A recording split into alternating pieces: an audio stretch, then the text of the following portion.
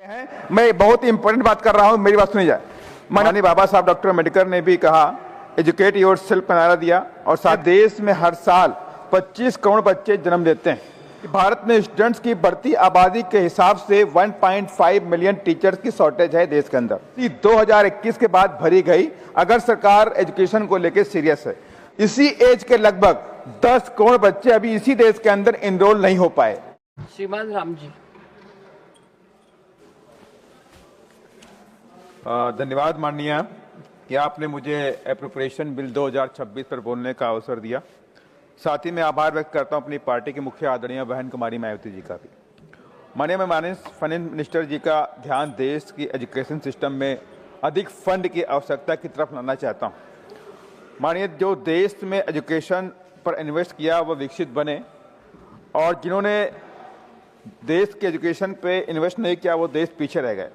माननीय बाबा साहब डॉक्टर अम्बेडकर ने भी कहा एजुकेट योर सेल्फ का नारा दिया और साथ ही मुंबई में उस वक्त 1946 में Siddharth college in arts science and commerce की स्थापना की ताकि देश के अंदर मार्जिनलाइज्ड कम्युनिटी को अच्छी क्वालिटी की एजुकेशन दी जा सके।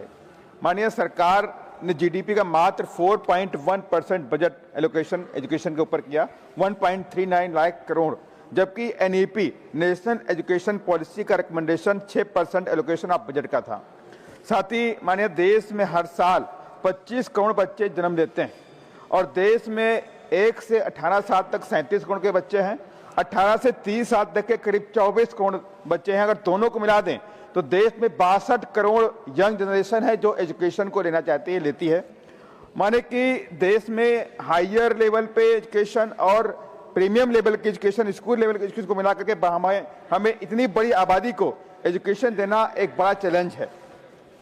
माने देश में ही यहाँ की जो संस्था है national council for teachers education, उसकी रिपोर्ट है कि 2021 की रिपोर्ट है कि भारत में स्टूडेंट्स की बढ़ती आबादी के हिसाब से 1.5 मिलियन टीचर्स की शॉर्टेज है देश के अंदर।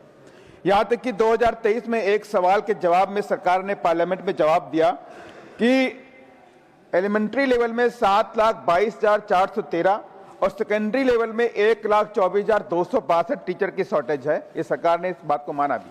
क्या यह वैकेंसी 2021 के बाद भरी गई अगर सरकार एजुकेशन को लेकर सीरियस है? माननीय टीचर शॉर्टेज कहीं ना कहीं गांव में रह रही गरीब समुदायों के बच्चों को अफेक्ट करती है। यूनेस्को की रिपोर्ट में कहा गया है कि अनडिजर्व्ड समुदाय के लगभग 19 करोड़ बच्चे देश के अंदर अभी आउट ऑफ स्कूल है, उन्हें शिक्षा नहीं मिल रही। माननीय यूपी डाइस प्लस 2024-25 के अनुसार देश में 14.71 लाख स्कूल हैं, जिसमें 12.10 लाख रूरल स्कूल हैं और 2.61 लाख अर्बन स्कूल हैं, जिनमें मात्र 24.69 करोड़ बच्चे ही इनरोल हैं। जबकि वहीं अभी भी इसी एज के लगभग 10 करोड़ बच्चे अभी इसी देश के अंदर इनरोल नहीं हो पाए। इसके मतलब है अभी भी उनसे स्कूल दूर है। इसके अलावा ड्रॉप आउट की अगर मैं बात करूं तो सेकेंडरी लेवल पर 8.2%, अपर प्राइमरी लेवल पे 3.5%, प्राइमरी लेवल पे 2.3, लगभग देश में टोटल 14% बच्चों का स्कूल में ड्रॉप आउट होता है। हालांकि सरकार ने कुछ अपने एफर्ट किए हैं कि वो अच्छा काम भी किया है, लेकिन अभी भी बहुत कुछ सरकार को इस पर काम करना बाकी भी है। मैं लास्ट में कहना चाहता हूं, भारतीय संविधान के अनुसार 21A कहता है कि free and compulsory education is fundamental right.